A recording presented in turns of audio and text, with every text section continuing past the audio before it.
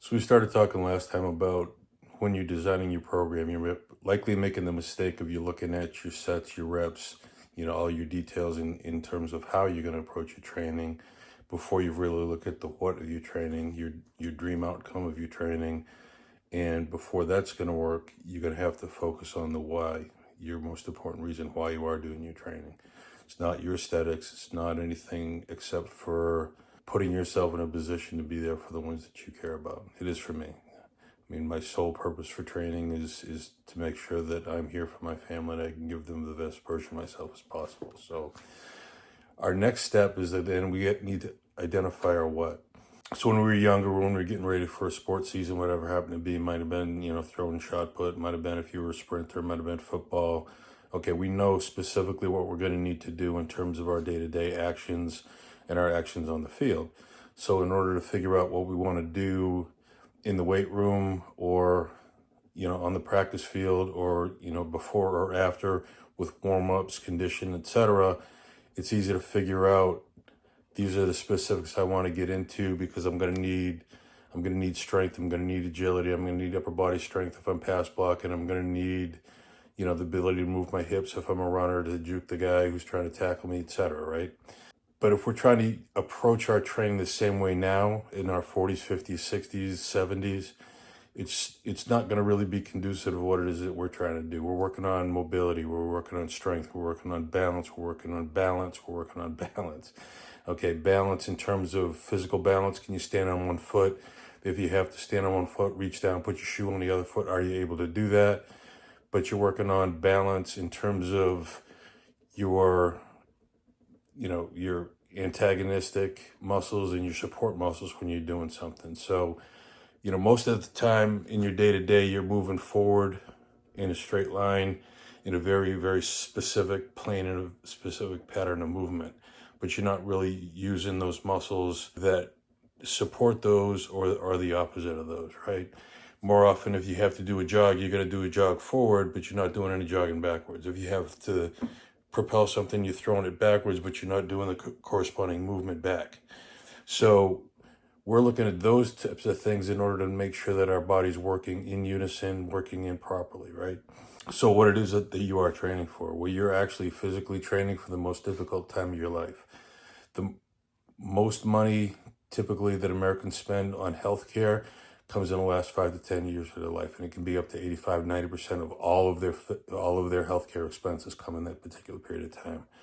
And most of that time, it's something that's completely avoidable because you've neglected taking care of yourself physically, period. End of discussion. I've seen so many of these fucking bullshit memes, and some of them, yeah, I admit I laugh at them because they're kind of funny, but oh, this is me getting out of my chair at 35, then somebody's, popping some bubble wrap around their knees as they're getting up, or, this is, me at 19 falling down a flight of stairs and they jump right back up, they keep on running. This is me sleeping wrong at 35 and I can't move for 3 days. Well, yeah, okay, those are funny because we've all experienced it to an extent, but you start to have that kind of mindset that after you get to be 35, 40, 45, 50, 60 and up, that you have to expect your body breaking down, losing muscle, getting weaker, getting slower, losing your flexibility. All that is a choice. Plain and simple, it's a choice. You choose not to work, if you choose not to do the movements, if you choose not to pay attention to how you're moving, what you're moving, and continuing to pursue it, then that's on you, okay? You have to understand, again, you're going into the most physically challenging time of your life. And those of us who have played sports, I would not want to walk into a playoff game, a championship game, without having done any kind of preseason training or any kind of in-season training and nothing, just going in there cold. I'm going to get my ass kicked. If you're planning on going into your 40s, 50s, 60s, 70s, 80s, and 90s and haven't done any kind of training to make sure your body can take it, then yeah, you're going to get your ass kicked. You don't have to, though. There's more than enough examples, more so now than when we were growing up, because, somebody who was our age, 50, 60, we thought that they were ancient. A lot of them, the way that they moved, they were, right? So we have that choice not to be. So when we're going through now, our what has to include those different things. We need to build strength, so we have to have strength portions within our program. We need to build muscle size, hypertrophy. That's very important. Your muscles will tend, just because of your hormonal situation, to kind of drop naturally unless you're doing something actively to stop it, which is by eating the right foods, getting the right rest, and making sure that you're putting a metabolic challenge that your body says, oh, I still understand. I need to be strong. I need to have big muscles. I need to have to do these things. You can make sure you have to have physical balance.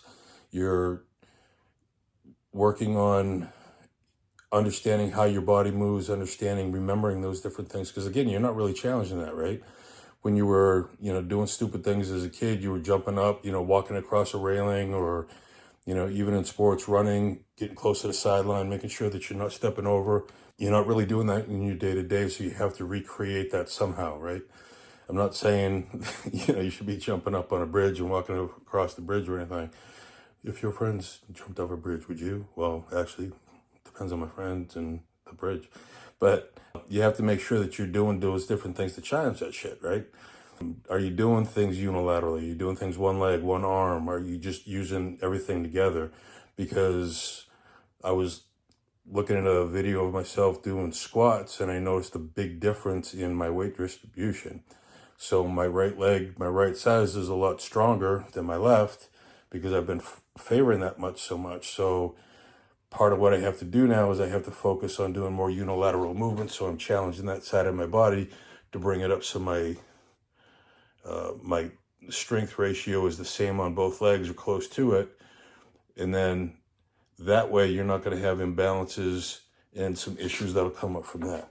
So as we age too, that there are different muscles that tend to become weaker. And again, it's largely because of just our normal day-to-day.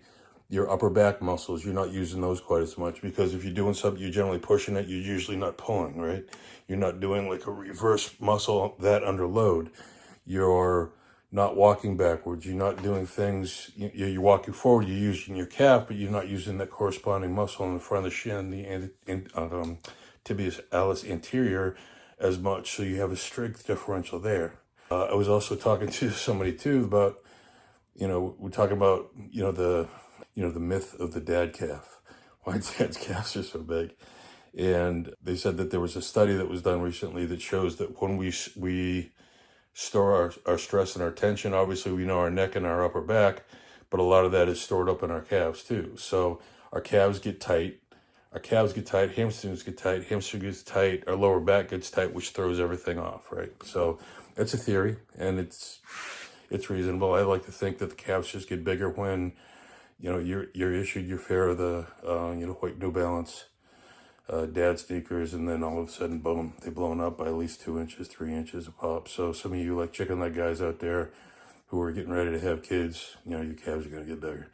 So, but make sure when we're doing those different things, now how much groundwork are you doing? So what do I mean by groundwork? You don't spend a whole lot of time on the ground anymore. When you were younger, you did, whether it be wrestling, whether it just be rolling around.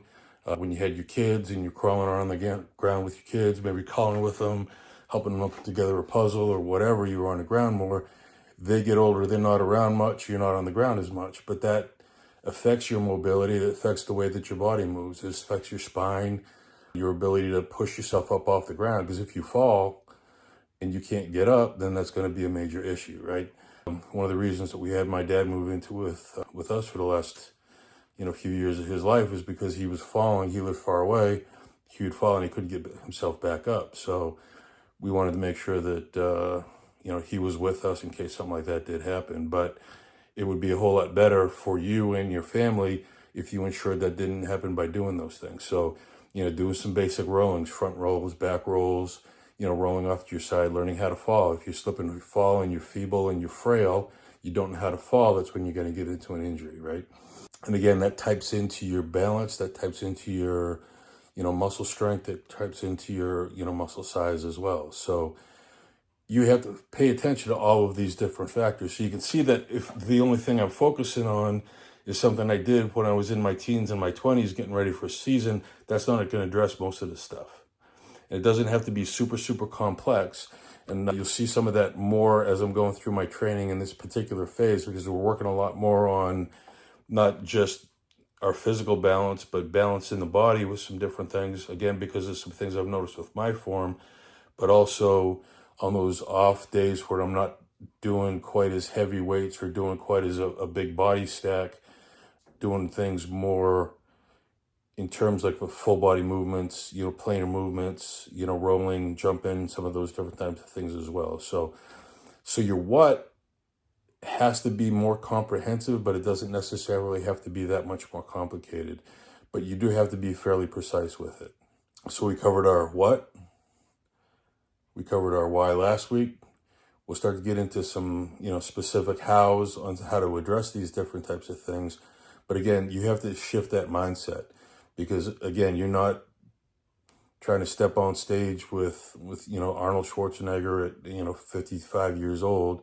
So you don't need to be doing double sessions. You don't really need to be doing a whole lot of specific bodybuilding, singular muscle isolation type of exercises. That means you don't have to do them, or you shouldn't do them. If you enjoy them, I enjoy them, so I do some of them, but that's not my main focus. You don't have to necessarily be working specifically to change a super high number in terms of your bench, your squat, your deadlift, your overhead press. If you want to start to do that, you can do that. You could focus on that. And if you've taken a long time off of strength training and you feel your strength is behind, you should. But that doesn't have to be your main focus as well. So it has to be, like I said, everything's about balance. You have to have a balanced approach. You have to have a good focus. You have to look at what it is specifically that you're doing and design your program around that. So next time we'll start to talk again, like I said, a little bit more specifics. But again, make sure that you're doing your foundation. Again, that has to be that why, clearly defined why it is that you're training, your what, specifically what it is that you want to do. So once you have these three things in line, this becomes a whole lot more easy to define and to write out into something that's going to be effective for you. So let's get going. Stay steady, stay strong.